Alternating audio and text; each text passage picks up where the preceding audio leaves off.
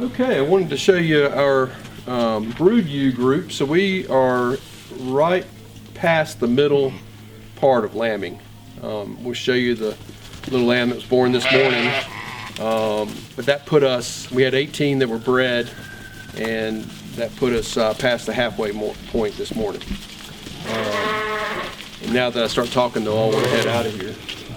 But basically, most of the ones in here, except for these smaller replacement ewes from last lambing crop last year, are big and pregnant, like this ewe here.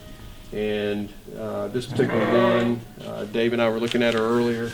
She probably will go tomorrow, I would say, just judging by where she is and what she looks like. Could be tonight. They really love 2 a.m.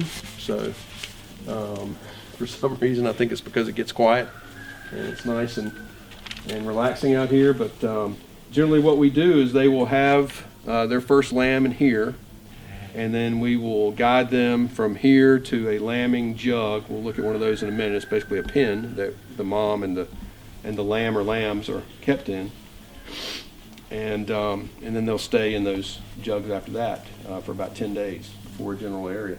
I guess that's about it. This particular one is named Amy Poehler, and we have her sister Tina Fey around here somewhere as well. Both of them are about at the same point of gestation. Hey, this lamb was born this morning, about 3:30 this morning. Again, they like their early times. So we take them from the general area like you saw. They will follow their new lamb anywhere. And this particular one, our breed, Suffolks, tend to throw multiple births. Not unusual to average, 2.5 after a breeding season, after a lambing season, I should say. She had a really big single. Our weights are generally between 9 to 12 pounds when there are multiple births. This one was 18 pounds. And really awesome ewe that has been with us now for 7 breeding seasons. And what the lamb is doing is just kind of socializing with mom. She's been feeding all day and in really good condition. You can see underneath her umbilical cord where that's still hanging down. We put iodine on that right after they're born, and by tomorrow it will be a dried up crisp.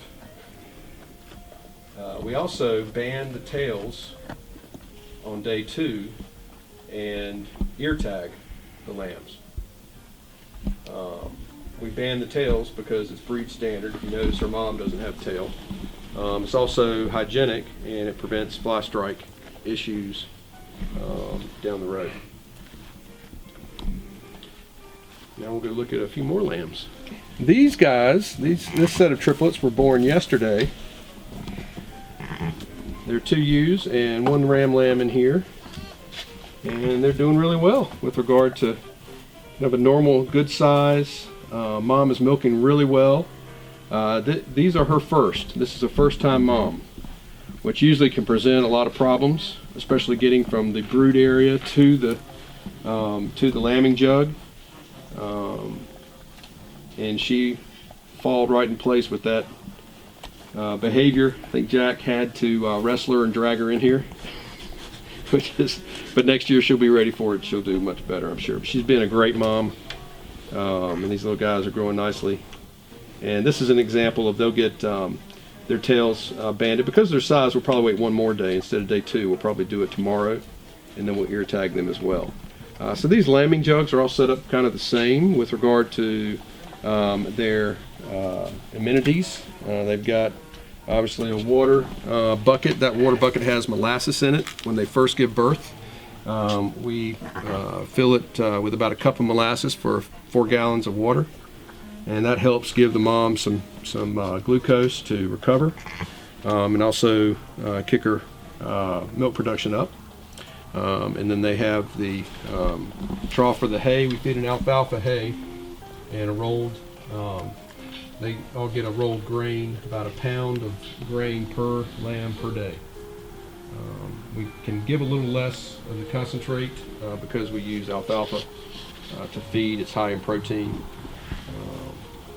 and therefore we can get away with it and not have quite as much concentrate intake. I wanted to feature these two ewes. They, let's see, number 5 here, and it says 34, but she lost her ear tag. Number 2 there, Katie Couric and little Koki.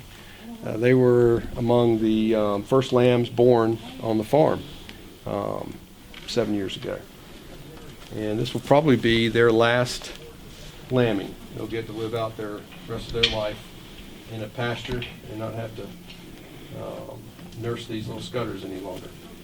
But these lambs, so as far as age, these are 4 days old, and these lambs are 3 days old. Both trained groups.